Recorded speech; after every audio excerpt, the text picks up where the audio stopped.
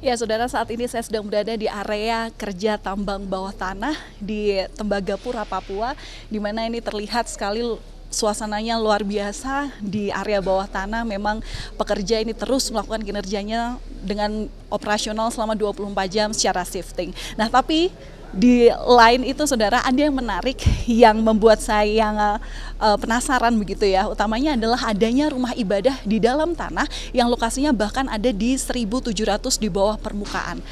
Di sebelah kanan saya, Anda bisa melihat ini ada Masjid Al-Babul Munawar, di mana ini memang baru saja selesai melakukan ibadah sholat Jumat.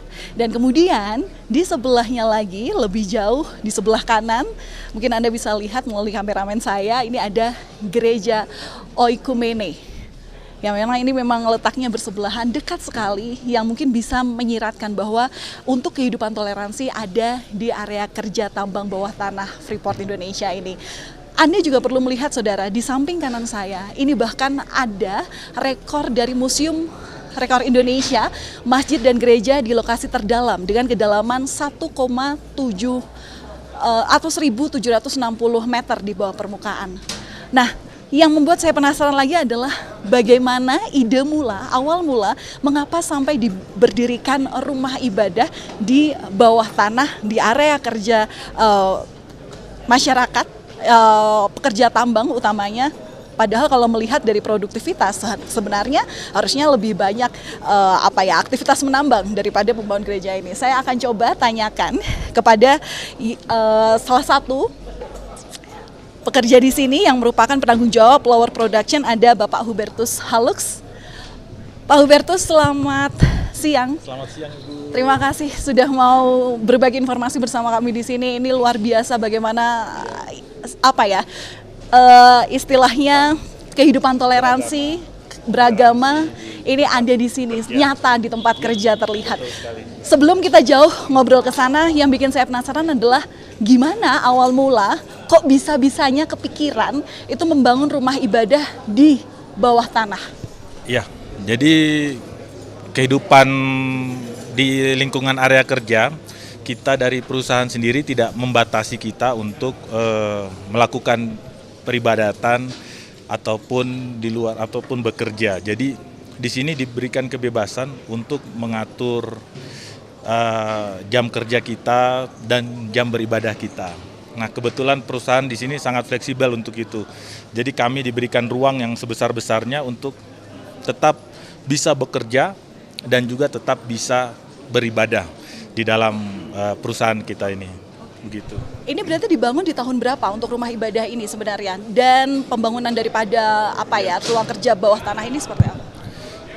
Kebetulan tambang DPML set kita ini mulai start berproduksi 2014 dan gereja dan masjid yang ada saat ini dibangun di tahun 2014 awal untuk pembangunannya. Jadi mulai dari situ sampai sekarang mungkin sudah ada 10 tahun gereja dan masjid ini berdiri. Namun di sini juga bukan hanya di kita khususnya di tambang DPML set, namun di semua tambang yang Freeport buat itu semua ada tempat ibadahnya juga dan disiapkan untuk gereja dan masjidnya, semuanya disiapkan begitu. Dan melihat rumah ibadah ini selalu ramai ya, jadi bekerja dan beribadah atau beribadah aja atau bekerja aja dan baru beribadah, gimana sih konsepnya?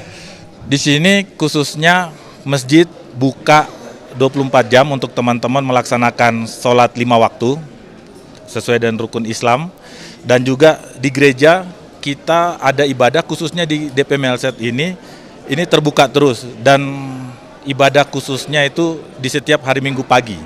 Kita siapkan untuk teman-teman yang Nasrani juga untuk beribadah. Dan ini terbuka untuk ibadah oikumene.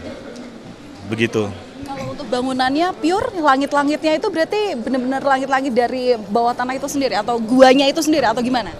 Ini asli langsung batuan atau gunung itu sendiri yang kita buat sedemikian rupa dengan penguatan dari development system untuk geologinya, sehingga kita punya gereja, kalau kita lihat dindingnya itu semua masih sama seperti yang kita lihat di luar sini juga, dan di semua area tambang yang lain sama.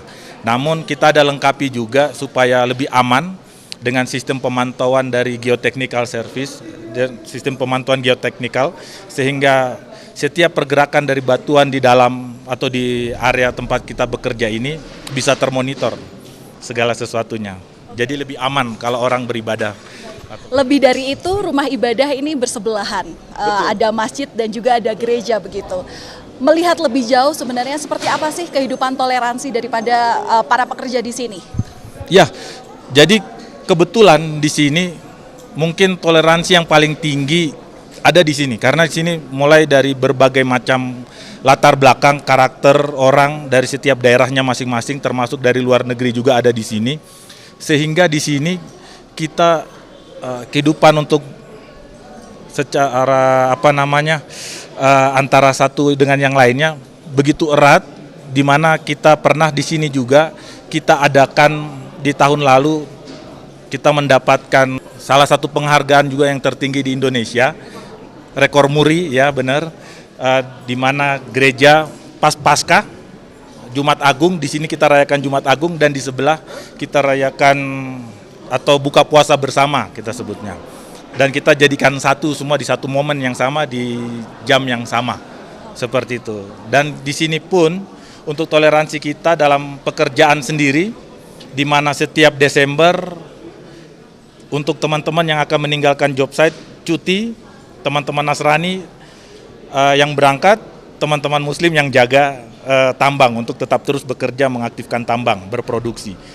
Sebaliknya pun jika Lebaran seperti itu, teman-teman Nasrani semua yang tinggal dan teman-teman yang Muslim berangkat cuti untuk merayakan Lebaran, seperti itu. Luar biasa, ini memang penerapan Pancasila kelihatannya memang diterapkan di sini, utamanya sila pertama yakni ketuhanan yang Maha Esa, dan utamanya adalah itu tadi, bagaimana menjaga toleransi itu agar tidak hanya terjadi di area kerja bawah tanah Freeport aja, tapi semoga ditiru oleh masyarakat Indonesia. Kita berharap tersebar ke semuanya. Siap. Di seluruh penjuru Indonesia. Siap. Terima kasih sudah menginspirasi kami. Terima kasih Pak Hubertus.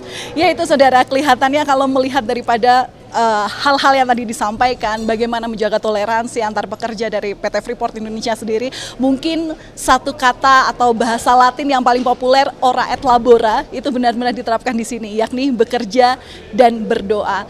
Bekerja dan berdoa tidak bisa dipisahkan, itu semuanya berjalan secara beriringan, ya karena kita bekerja adalah untuk memuliakan namanya, untuk berbagi manfaat kepada sesama, dan tentunya meminta perlindungan. Valentina Sitorus, Adini Anissa, Tembagapura, Papua Tengah. Di antara banyak sumber informasi, kami layak dipercaya. Karena kami menggali lebih dalam, berpihak pada kebenaran, berpegang pada data dan fakta, agar layak Anda jadikan referensi. Kompas TV, independen, terpercaya.